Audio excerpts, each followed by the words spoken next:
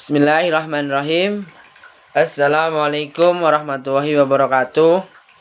Perkenalkan, nama saya Melki Waifelianto, NIM 4303011972, kelas PMI 3A.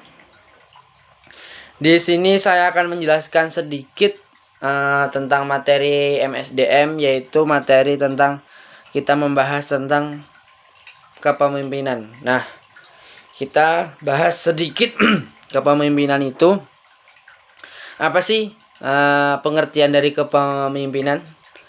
Pengertian dari kepemimpinan adalah memimpin artinya membimbing atau kelompok sehingga tujuan kelompok bisa tercapai. Maka dari itu, pemimpin harus mempunyai kemampuan dan keahlian yang lebih dibandingkan dengan para anggotanya. Nah, jadi pemimpin itu harus punya skill lebih, harus punya kreativitas, kreasi. Pokoknya skillnya lebih dari karyawan. Dalam kehidupan bersosialisasi, bahkan dalam kehidupan sehari-hari dibutuhkan seorang pemimpin. Banyak beranggapan bahwa pemimpin adalah orang yang berkuasa, padahal maknanya jauh lebih luas dari itu. Kepemimpinan adalah kemampuan seorang dalam mempengaruhi dan memotivasi orang lain untuk melakukan sesuatu sehingga dapat mencapai tujuan tertentu. Sebagai suatu proses sosial, kepemimpinan meliputi segala tindakan yang dilakukan seseorang yang menyebabkan gerak dari masyarakat. Nah, jadi pemimpin itu nggak harus pemimpin di kantor, pemimpin organisasi. Nah, kalau pemimpin bisa hal kecil saja kehidupan sehari-hari, yaitu adalah kepemimpinan keluarga atau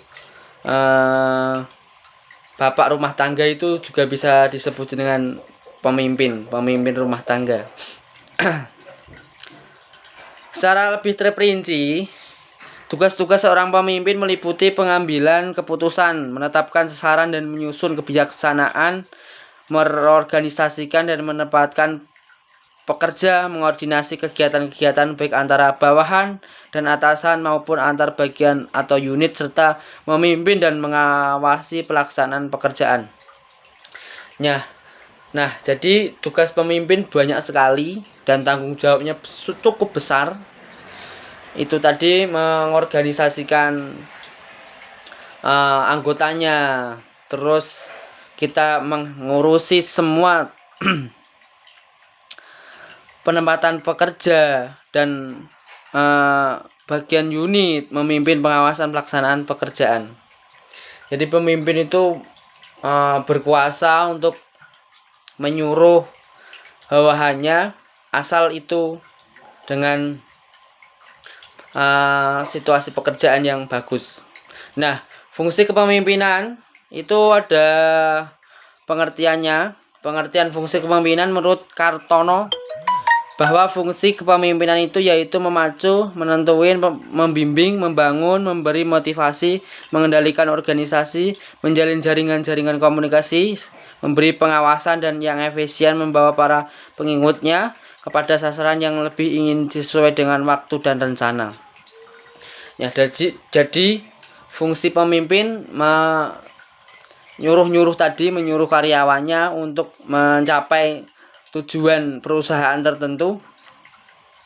Fungsi kepemimpinan merupakan gejala sosial karena harus diwujudkan dalam interaksi antar individu dalam situasi sosial suatu kelompok atau organisasi. Fungsi pemimpin dalam kelompok atau organisasi merupakan suatu fungsi penting bagi keberadaan yang memajukan organisasi yang bersangkutan.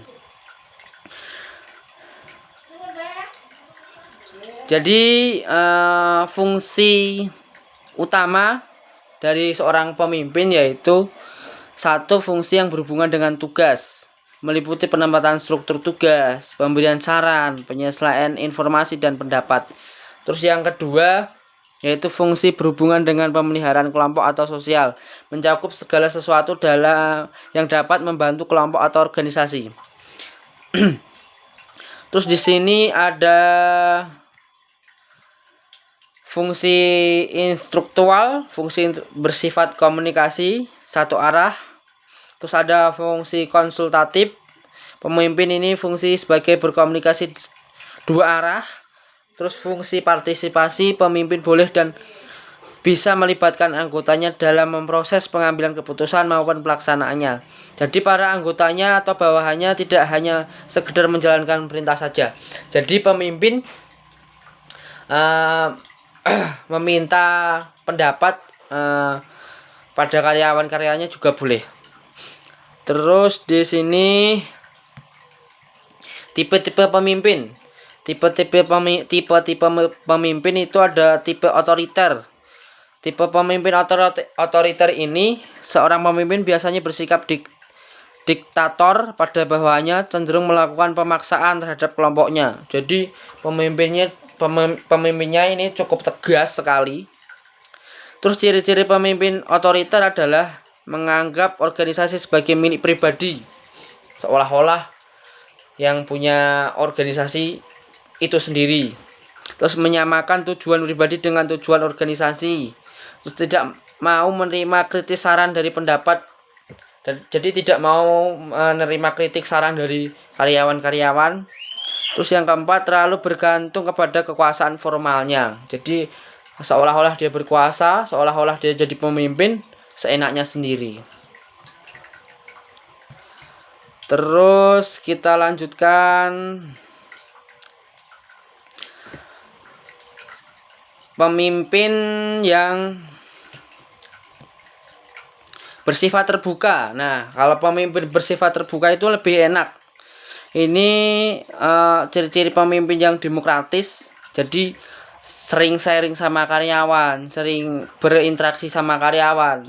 Dia tidak membeda-bedakan mana pejabat tinggi, mana karyawan biasa, mana bos, mana sekretaris gitu.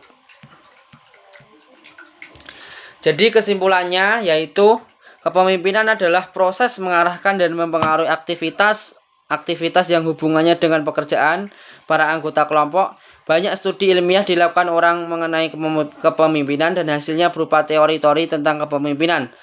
Setiap teoretikus mempunyai segi penekannya sendiri. Dipandang dari satu aspek tertentu, kepemimpinan berfungsi mengawasi dan menyalurkan perilaku kelompok yang dipimpin. Ini juga berarti bahwa seseorang pemimpin bertugas mengendalikannya perilaku anggota kelompok dan kelompok itu sendiri. Tipe pemimpin otoriter, kepemimpinan bebas, dan kepemimpinan demokratis saling isi-mengisi atau saling menjunjung secara bervariasi, yang disesuaikan dengan situasi sehingga akan menghasilkan kepemimpinan yang efektif. Sifat-sifat pemimpin adalah upaya untuk menilai sukses atau gagalnya pemimpin. Itu antara lain dilakukan dengan mengamati dan mencatat sifat-sifat dan kualitas perilakunya yang dipakai sebagai kriteria untuk menilai kepemimpinannya. Cukup sekian dari saya pembahasan materi tentang kepemimpinan. Minta maaf kalau ada kesalahan. Wabillahi taufik walhidayah. Wassalamualaikum warahmatullahi wabarakatuh.